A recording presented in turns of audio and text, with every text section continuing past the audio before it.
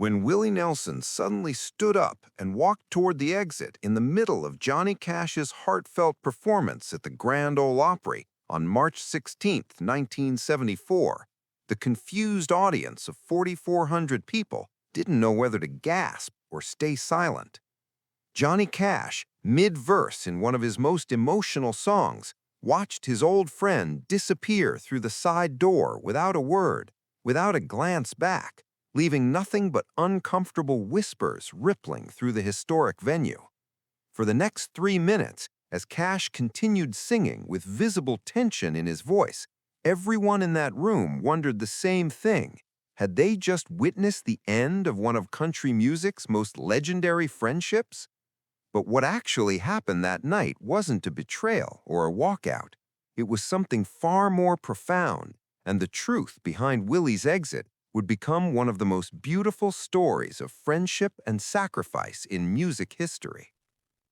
The story really begins 6 weeks earlier, in late January 1974, when both Johnny Cash and Willie Nelson were at critical crossroads in their careers and personal lives.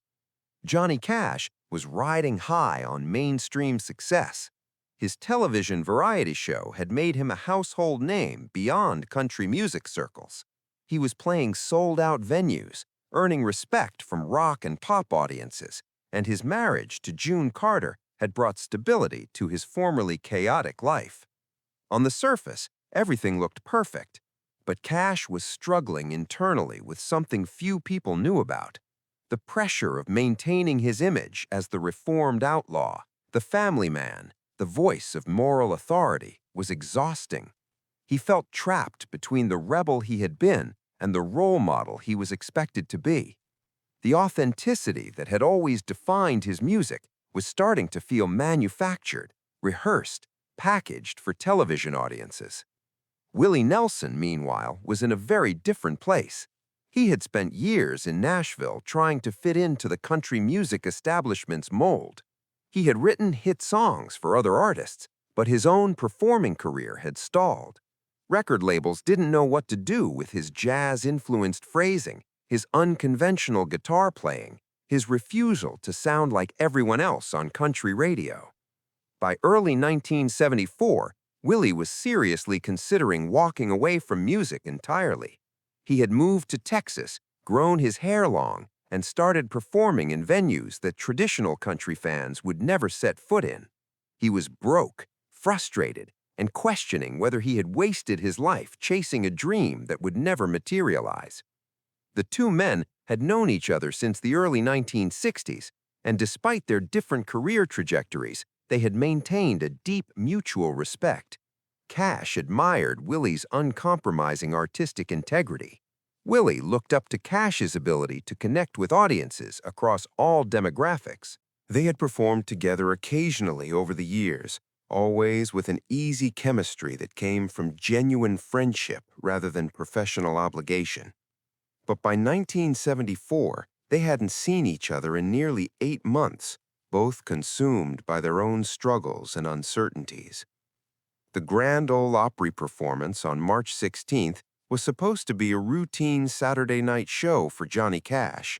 He was scheduled to perform a standard set of his hits, nothing particularly special or unusual. The Opry had invited him as one of their featured guests, and Cash had agreed, seeing it as an opportunity to reconnect with his country music roots. What Cash didn't know was that Willie Nelson was in Nashville that weekend, and on a whim, Willie had decided to attend the Opry show. He wasn't performing, wasn't announced, wasn't expected. He simply bought a ticket like any other fan and took a seat in the balcony, hoping to watch an old friend perform and maybe reconnect with the country music world he was drifting away from. Johnny Cash took the stage to enthusiastic applause. He opened with a couple of upbeat numbers, working the crowd with the charisma and stage presence that had made him famous. The audience was engaged, the band was tight, everything was going exactly as planned. Then, about 20 minutes into his set, Cash slowed things down.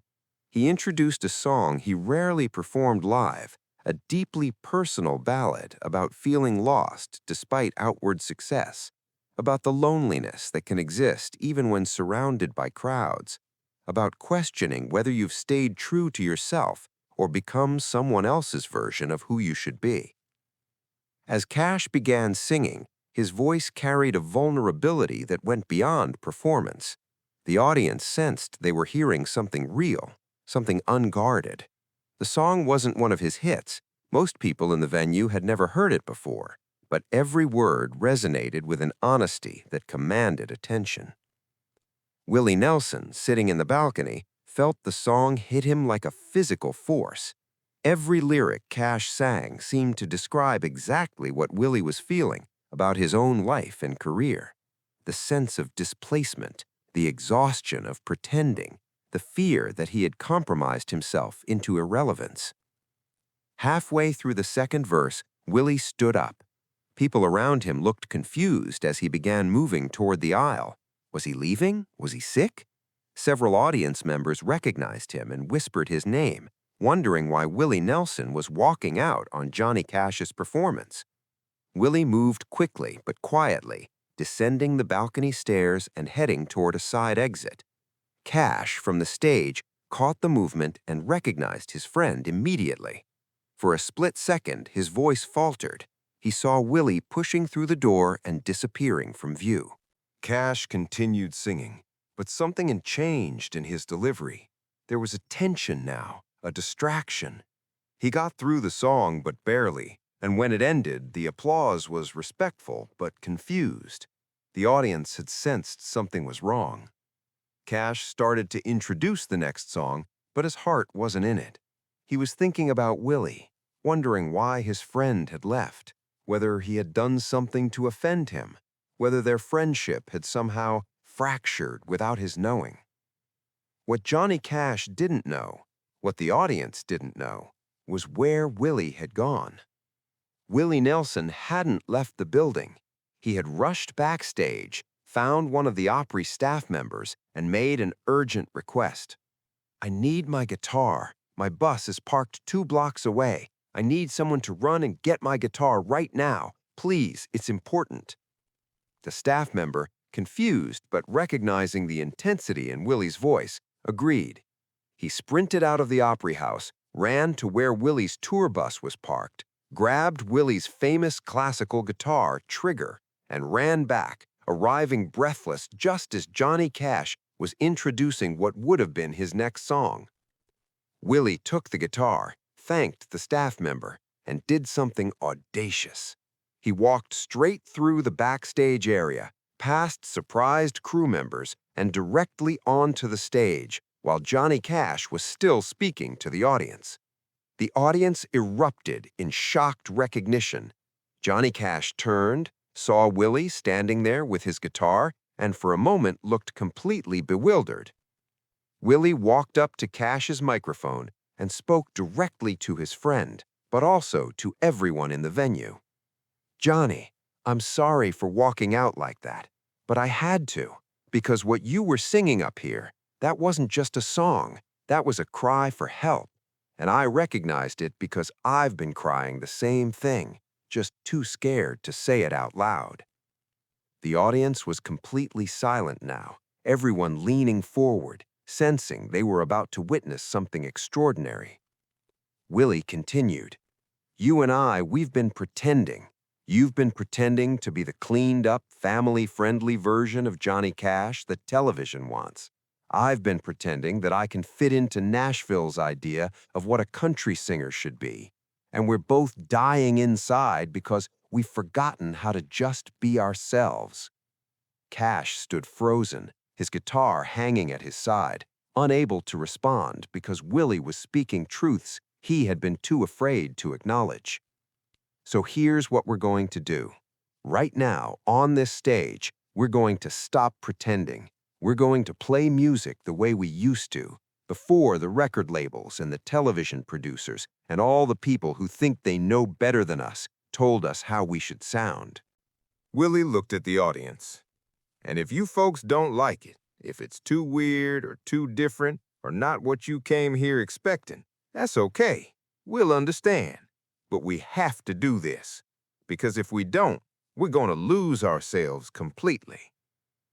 Then Willie turned back to Cash and said quietly, but still close enough to the microphone that everyone heard, "Come on, Johnny, let's remember who we are." What happened next would be talked about for decades. Johnny Cash, without saying a word, unplugged his electric guitar and grabbed an acoustic from the side of the stage. He and Willie, without any plan or rehearsal, began playing together. They didn't perform Cash's hits or Willie's known songs. Instead, they played old country blues, folk songs from their childhoods, half-remembered melodies that neither had performed in years. They harmonized in ways that were technically imperfect, but emotionally overwhelming. They took turns singing verses, sometimes forgetting lyrics and laughing, sometimes getting so caught up in the music that they would extend a song for 5 or 6 minutes, completely lost in the moment. The audience, initially confused, began to understand what they were witnessing. This wasn't a polished performance. This was two friends rediscovering their love of music, stripping away all the commercial pressure and industry expectations, and just playing. At one point, Cash stopped and addressed the crowd directly. "Willie just saved my life. I don't mean that as a metaphor. I mean he literally saved me from becoming something I'm not. And I think we all need permission to do that sometimes, to stop pretending and start being real." Willie added, "The music industry wants to put everyone in boxes.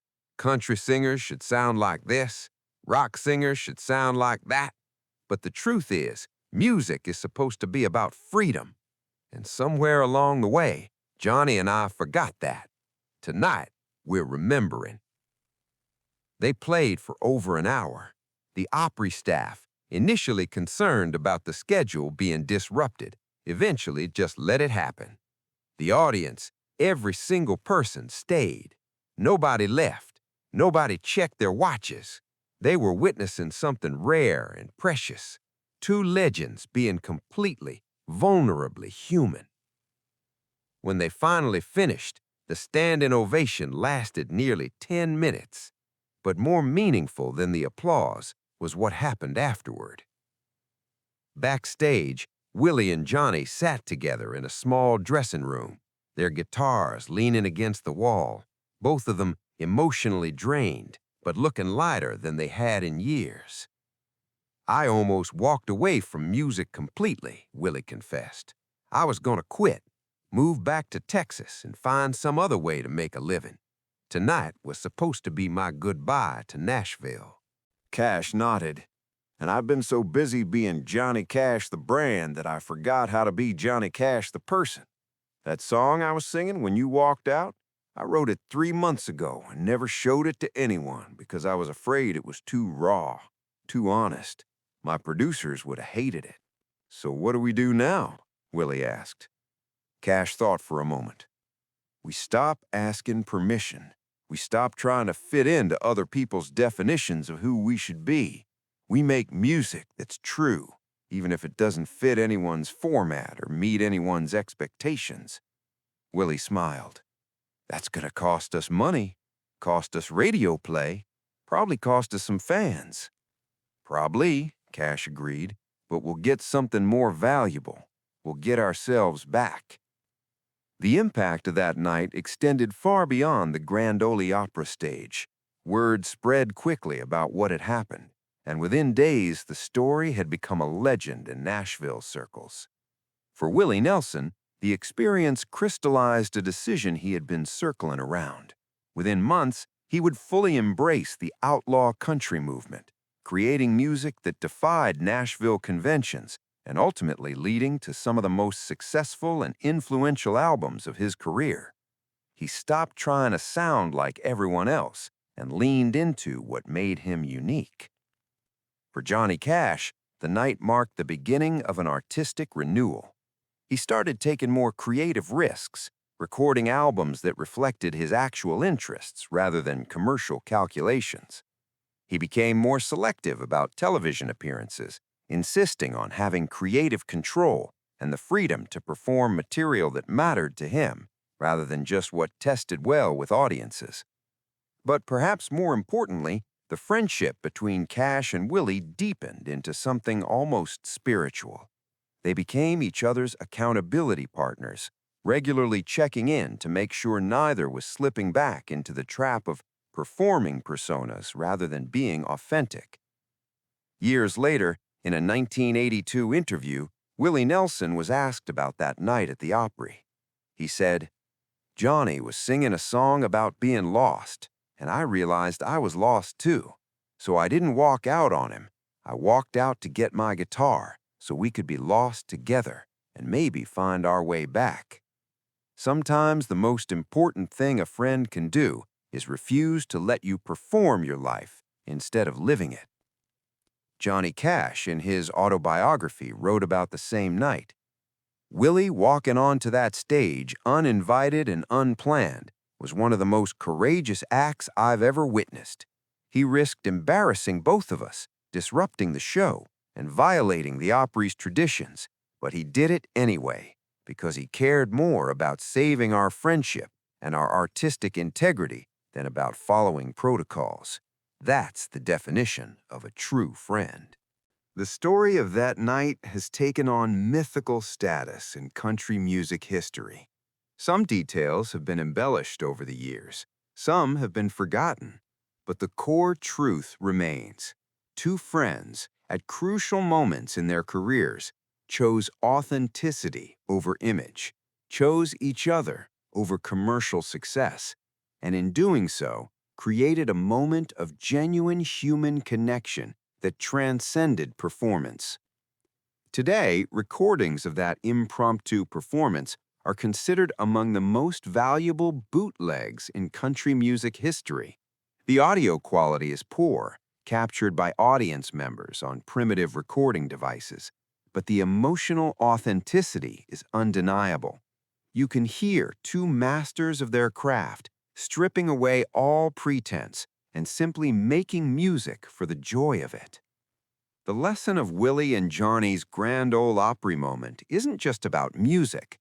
It's about the courage required to be genuine in a world that constantly pressures us to perform, to meet expectations, to be the version of ourselves that others want to see. Sometimes the bravest thing we can do is walk off the stage we're expected to perform on and find the person who reminds us who we really are. And sometimes the greatest gift we can give someone is to show up with our guitar and say, "Stop pretending. Let's be real together."